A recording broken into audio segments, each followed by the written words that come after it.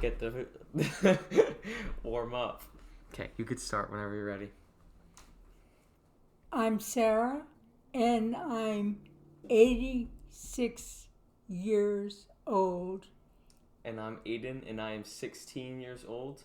And today we're going to be talking about our different perceptions on car culture, considering our 70-year difference in age. Perfect. Okay, so we can just edit this out, but where would you want to start? I will start. Okay.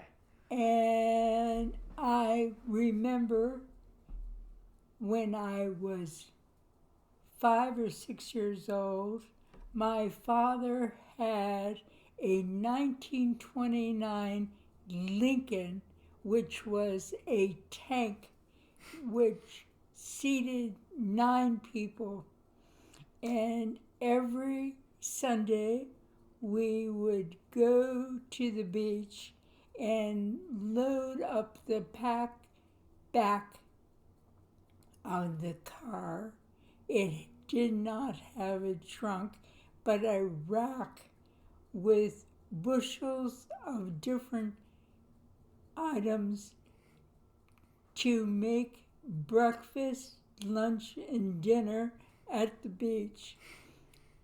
So that's my recollection of a car which was a tank and so large that it seated 9 people. And that is my influence with the size of the car today. I really don't like small cars. I need iron around me and for protection, more so than ever. The crazy drivers, etc. And I'll turn it back to Aidan, and he'll explain his influences on car culture. I think with me, cars started off really rough. The first car I can remember was my dad had some sort of black sedan, and it would break down on the side of the highway.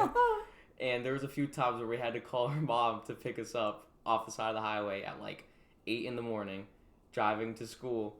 And yeah, I don't know. I don't have great relationship with cars, but I think now that like my brother's gotten older and all my friends are getting older and they have cars, I'm really into like the vehicles that they drive. They drive a lot of like Honda Civics and Toyotas, and I just really like Asian cars, Japanese cars, and but for the most part, growing up, cars were like kind of terrible. They broke down, or I'm a child of 4, and you kind of have to all shove in the back, or yeah, it's just a lot of shoving and a lot of breaking down.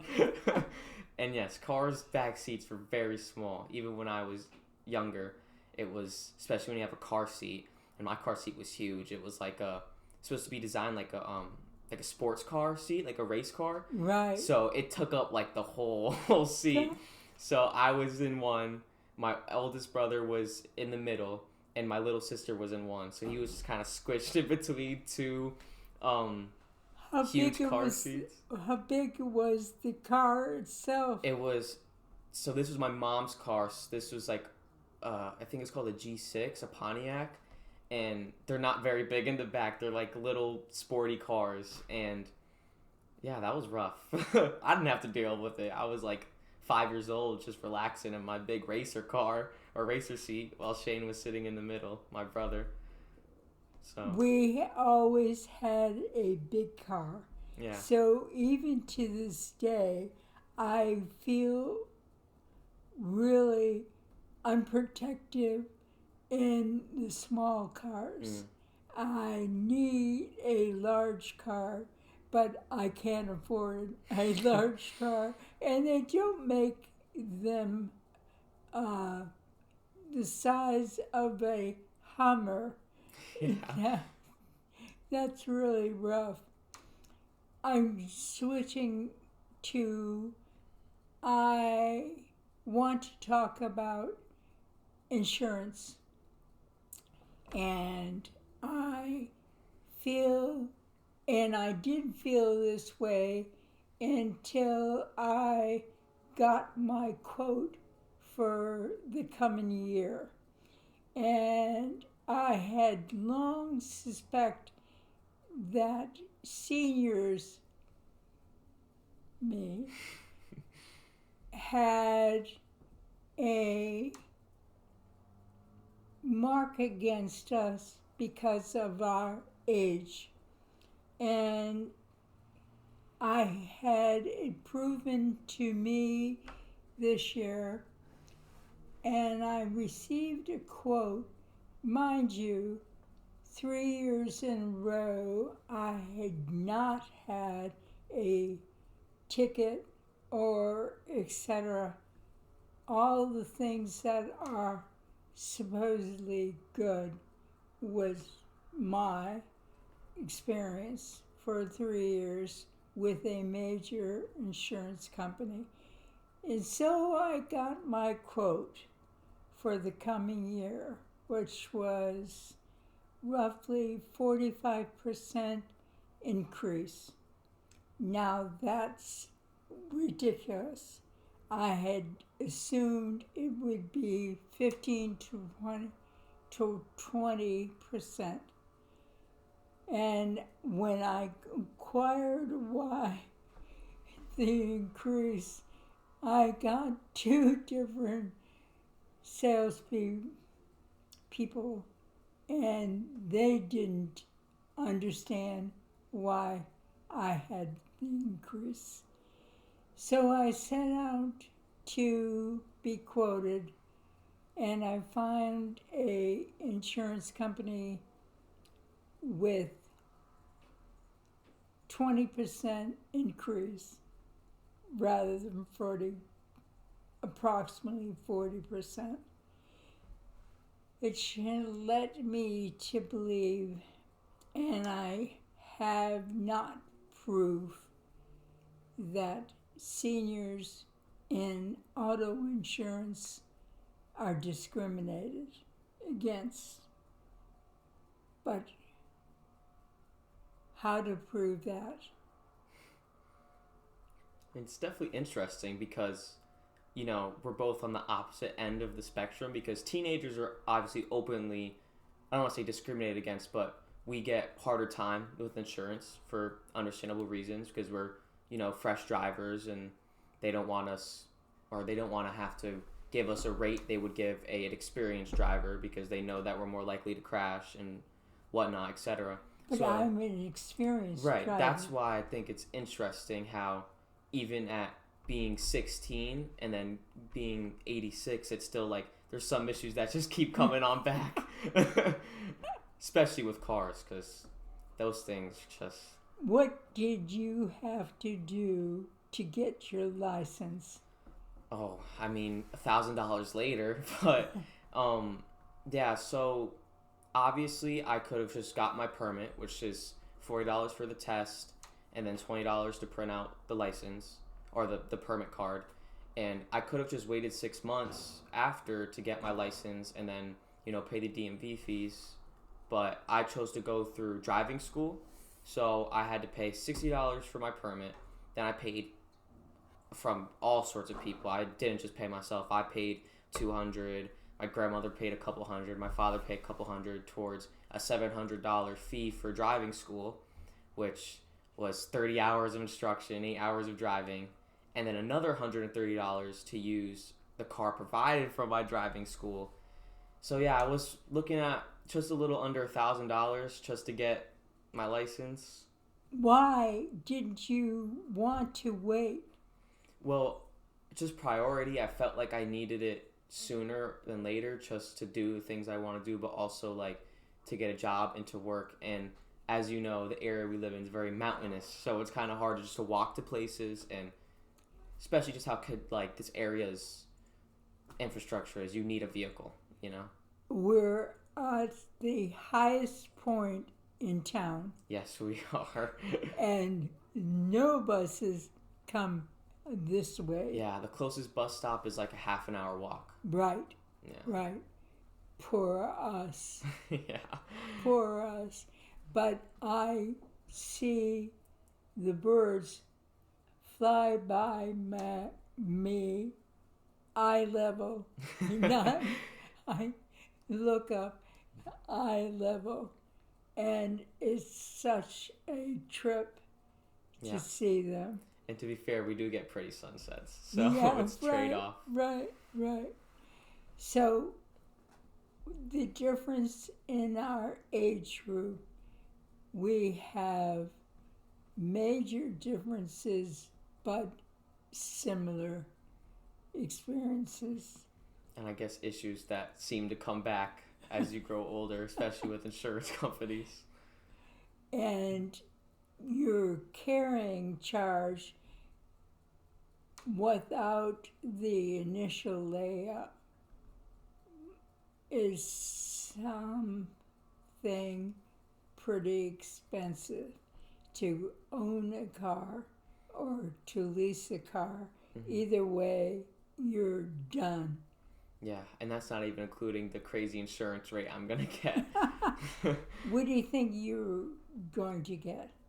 Well, I'm supposed to be on the lower side because all honors academically, and one incentive of taking driving school was reduced insurance rate. I guess that's percentage wise. Right. So I don't know how much lower it's gonna be. We have, as in me and my mother and my grandmother, have gotten a few estimates, and it's looking at like $300 a month. Oh God. Yeah, but that's for full coverage, which is a lot better than a lot of people my age get. For example, my brother, he's 18. He pays $300 for not full coverage. I'm pretty sure he has vandalism and some sort of collision, but it's not full. But according to the state, it's passable. Yeah, it's passable. It's passable to be on the road. Oh God. Yeah, and he's paying $300 just for that. So try and tell the audience what possibilities you have in getting a car. Flat zero. No, it depends. I mean, I don't know. I would have to obviously put more money in than a lot of people in the town I live in usually have to. A lot of the time, just in the nature of where we live, a lot of people get more help from the parents than I seem to be getting. And that's not like me whining, because I always tell them I want to buy my own cars. I think there's a lot of honor in saving up for something so big like that through yourself. But it's definitely not easy. Also, like, the used car market is crazy right now. Right. People are believing that their 130,000 mile car should be going for $3,000 on Facebook Marketplace, which is just beyond me. But I'm definitely gonna keep trying. I'm just more worried about how much it's gonna cost me just to get the thing on the road than the car in itself. But right now, pretty unsuccessful. But I just scary. And my brother just got his first car recently from Facebook Marketplace, and he's a little more, I don't know what's the word, like, he'll just act on impulse with vehicles. So he bought a luxury Infiniti and all sorts of issues. Oh God. And that's my fear. I don't want to buy a car where I'm putting $5,000 into it, then when I paid $2,000, and then, it's at that point, what was the point, You're logical. Yeah, I try to be a little more tact with the $3,000 investments. When I was shopping for a car, I leased my cars because I was in business and I could write it off. But I'm now retired, and I have to think about how I can write it off. But that's what accountants are for. Yeah. But I was shopping for a car in January, and I looked for the cheapest car, new, obviously, Of course. because I'm senior and I don't want to break down on the side of the road, but I have AAA for that. So I'm covered. But cheapest car I could find was $23,000 in that category.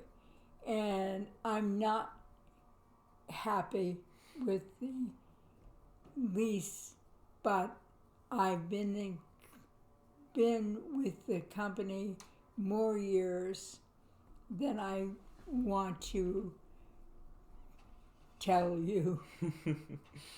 But it's a small car. The cabin is noisy, and the outside vibrations from the road are extensive. But that's a small car because I'm used to a big car. And now I have to trade down. So, such is life. Yeah. I'm pretty, in terms of size, I don't know. It's weird because I prefer small cars. Obviously I have a lot easier getting into them and stuff, but I don't know, I don't like spending money on gas. And gas is really expensive, but to that point, I guess small cars don't always mean that, because my grandmother's car is an SUV and she does great on gas, has great gas mileage, but what is your mileage? I think she gets close to 30 miles street, and I don't know how much highway. Right. Or I think it's 28 street, like 31, 32 highway. But it's good, but she only has a 4-cylinder in it, so it doesn't push too much gas out, you know. But yeah, I don't know, I've always liked small cars. I'm also kind of victim to just being a boy, and I like to go fast. Oh God. Stay off the road. But yeah, yeah, I don't know. I definitely see the issues when I'm driving with you with the small car, and just it being a small car in general, but also having issues with mobility as you get older. Getting those things is a pain. Oh God. Yeah. Really. I just took my car in to be serviced for the winter, and I was amazed because I had a issue with it, and when I voiced it, I didn't suspect this was the answer. When I drive up to a stoplight, my foot is on the brake. My engine turns over and races to. I'm afraid to lift my foot off the brake, but I had the answer from the service department. There is a button in the car that I can push to turn off that racing, but I won't change anything computer-wise in the car. Sounds like it might be an expensive issue to fix. Yeah. But it is a feature in the car when you're stopped and you're racing, and you can push that button and turn off the car economy and gasoline. So your car has different modes? Yes. And I don't like different modes. In other words, I'm straight arrow. The minimal computer issues. Just like drive, park, and reverse. Yeah, that's actually really popular in cars now. Like, it's more sought after to have like, an economy mode and like a sport mode and like a super fast mode. It's kind of interesting. interesting for your age group. Yeah. And not interesting for my Of course. age group.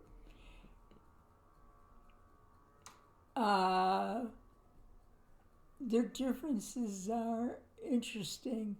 The differences are interesting in respect to what you perceive as the car of your dreams and what I perceive as the car of my dreams, which is not dreaming. I don't want to accept the responsibility of a car, Yeah. but I have to. Yeah, I agree. If I could just like fly everywhere, just teleport there, that would be nice. But yeah, and especially just how like I said, just depending where you live can really just like screw you over, and Yes. more like a large part of most of the United States is just not walkable. No. And especially when you're a teenager and you want to go around and whatever, it just makes a Except car a necessity. cities, Right, of course. which has mass transport. Yeah. We've exhausted this subject, but our audience has questions.